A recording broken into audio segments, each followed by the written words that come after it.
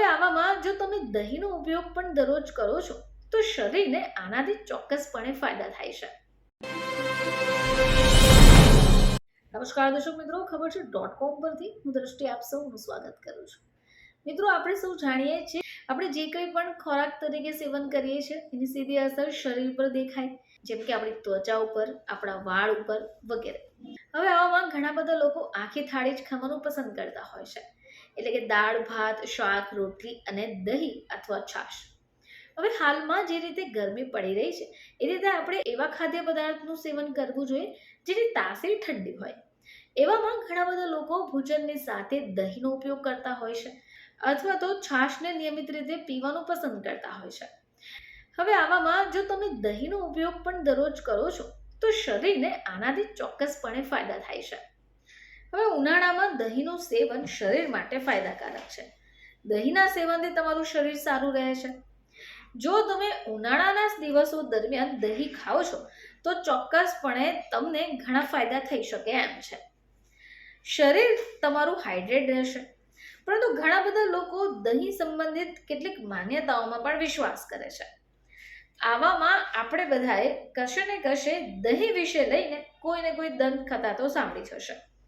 પરંતુ પ્રશ્ન એ છે કે આમાંથી કેટલું સાચું છે. ઘણા બધા લોકો એવું કહે છે કે દહીં ખાઈએ તો શરદી અને ખાંસી થઈ જાય. તેમાં રહેલા પ્રાયોબેટિક ગુણ તમારા શરીરને શરદી અને અન્ય મોસમી સમસ્યાઓથી બચાવે છે. આ સિવાય ઘણા બધા લોકો એવું પણ કહે છે કે જો તમે દહીં ખાઓ છો તો તમારું વજન પણ વધી શકે છે. મિત્રો, જો કે આ વાતમાં કોઈ સત્યતા રહેલી નથી. દહીં જો તમે ખાઓ છો તો આનાથી ફાયદા જ થાય, કારણ કે દહીંમાં calcium, vitamin D, potassium, protein પણ ભરપૂર છે, જે તમારું વજન ઘટાડવામાં તમારી મદદ કરી શકે.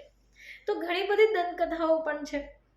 એવું પણ કહેવાય છે જો સ્તનપાન કરાવતી સ્ત્રી દહીં ખાય તો બાળકને શરદી અને ખાંસી થઈ જાય.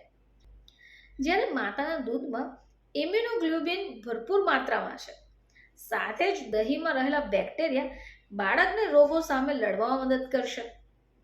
હવે આના સિવાય બાળકોને જો પાચનની સમસ્યા થશે તો દહીંમાં એવા સારા બેક્ટેરિયા છે જે એના પાચનને સ્વસ્થ રાખશે. આ સિવાય જો પેટ સંબંધિત સમસ્યાઓ પણ હોય, જેમ કે કબજિયાત અથવા ઝાડા, તો એને પણ આ દહીંની મદદથી અટકાવી શકાય છે. આ જ કારણ છે કે દહીં ખવડાવવાથી બાળકને પેટ સંબંધિત સમસ્યા નથી રહેતી. હવે આ સિવાય ઘણી બધી વાતો પૌરાણિકો પણ છે, પરંતુ તમારે દહીં મર્યાદિત માત્રામાં જ ખાવું જોઈએ, જેનાથી શરીરને નુકસાન થવાનું જોખમ ઓછું રહે છે. ફરીથી તમારી સમક્ષ હાજર થઈશું. ત્યાં સુધી જોતા રહેજો ખબર .com.